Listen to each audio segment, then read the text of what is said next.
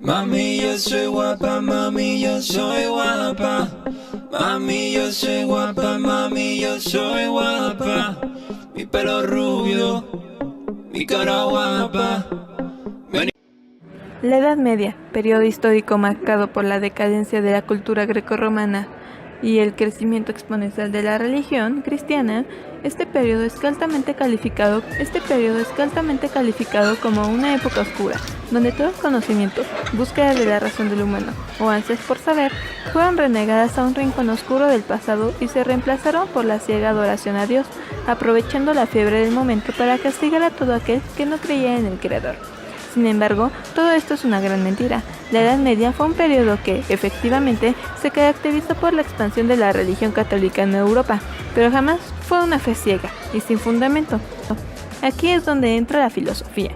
La filosofía en la Edad Media toma un papel muy importante, tanto como lo tenían las antiguas sociedades, como la griega o la romana. La filosofía siempre ha sido un aspecto clave en la vida del hombre. La única diferencia es que, en esta época, la filosofía se enfocó principalmente a Dios, su papel en la vida del hombre y la demostración de su existencia. Primero que nada, se tiene que decir que los mismos problemas que siempre han acosado al hombre siguieron presentes. ¿Qué es el hombre? ¿Por qué está en la tierra? ¿Cuál es su propósito? Para intentar responder a estas preguntas, la filosofía utilizó a Dios como su principal herramienta. Dios, como creador del universo. Dios como creador del hombre y su motivo para existir.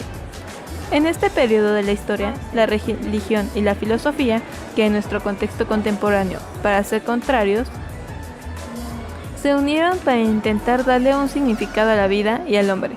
La visión judío-cristiana fue lo que logró prevalecer y la que en mayor medida brindó respuestas a la incógnita. Cuando se preguntaba por qué el hombre vivía y si había un Dios, ¿qué lo había impulsado a crear al hombre?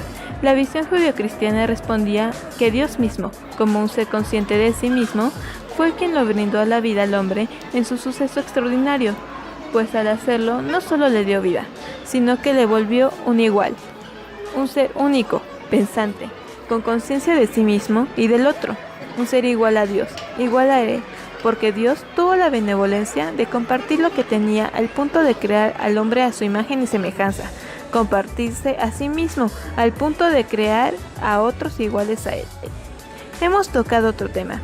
¿Qué hace el ser humano ser consciente de sí mismo y del otro? ¿Qué significa eso exactamente? Un animal, cualquiera, sabe que está vivo, sabe que tienes que sobrevivir y sabe que hay otros animales igual a él. Sin embargo, no tiene más interés en ellos, ni tiene interés en saber qué pasa con el mundo después de que él muere. Es más, ni siquiera está consciente de que muere, tan solo está consciente de su propia existencia, sin ver más allá de él mismo. Un ser humano es una criatura extraordinaria, porque es el único ser que sabe que muere, que sabe que otros existen, y que sabe que el mundo seguirá girando, esté él o no. Lo interesante aquí es que, al saber que el mundo sigue después de la muerte, sabe que hay otros que continuarán viviendo, sabe que no es el único, y está consciente del otro, de otros iguales a él. Esto, el verte reflejado en otro. Para alcanzar la interioridad, que es el encuentro con Dios mismo, es necesaria la autorreflexión, y ahí entra el conocerse a sí mismo. Dios, al darnos la vida, habita un poco en cada uno de nosotros, y para conocerlo a Él, tenemos que conocernos a nosotros mismos a profundidad. Todo esto se basa, por supuesto, en que asumamos la existencia de Dios como una verdad. Pero, ¿cómo se puede asumir como verdad? ¿Cómo sabemos que en verdad existe? Como ya se dijo, la religión y la filosofía fueron de la mano durante este periodo y, como tal, surgieron filósofos que intentaron demostrar verídicamente la existencia de Dios.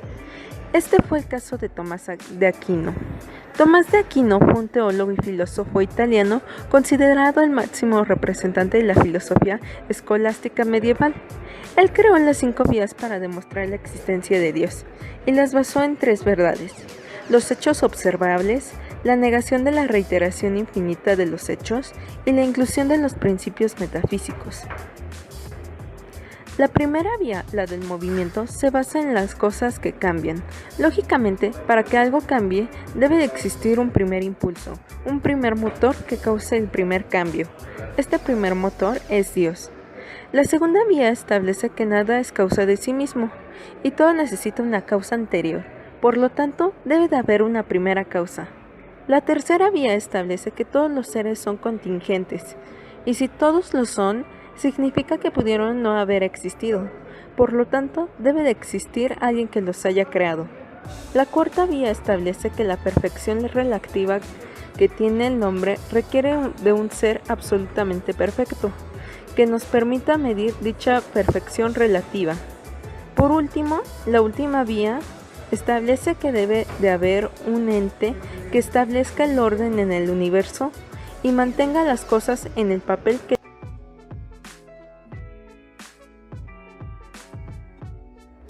Para llegar a esto, se tuvo que pasar por un periodo de incertidumbre donde no se sabía si Dios era real o no. Aquí es donde entra el principio de la navaja de Ockham.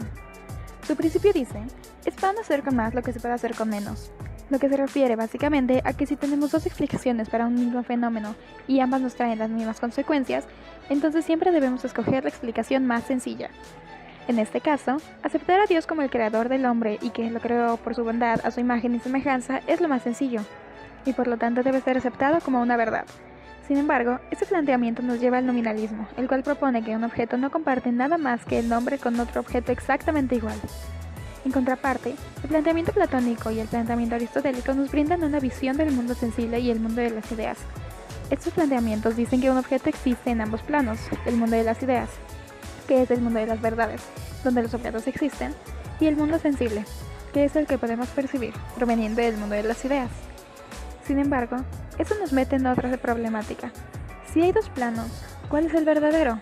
Y, si el mundo de las ideas es el principal, el verdadero, entonces, ¿dónde deja eso al mundo sensible?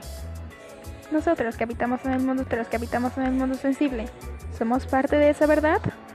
Para aclarar esto, se tiene que entender que aunque Dios es una verdad, no es un ente que podamos ver a menos que ascendamos al mundo de las ideas por medio de la autorreflexión y la interioridad, pues Él habita en ese mundo.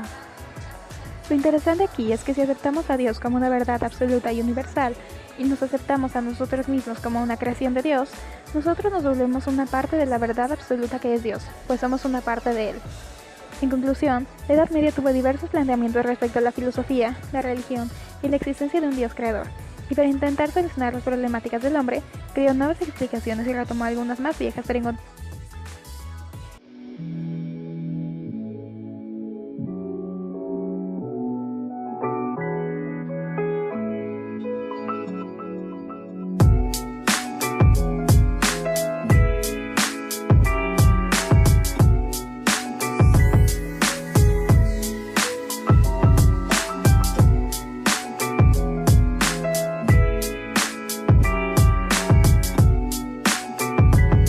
Mami, yo soy guapa, mami, yo soy guapa. Mami, yo soy guapa, mami, yo soy guapa. La respuesta es no.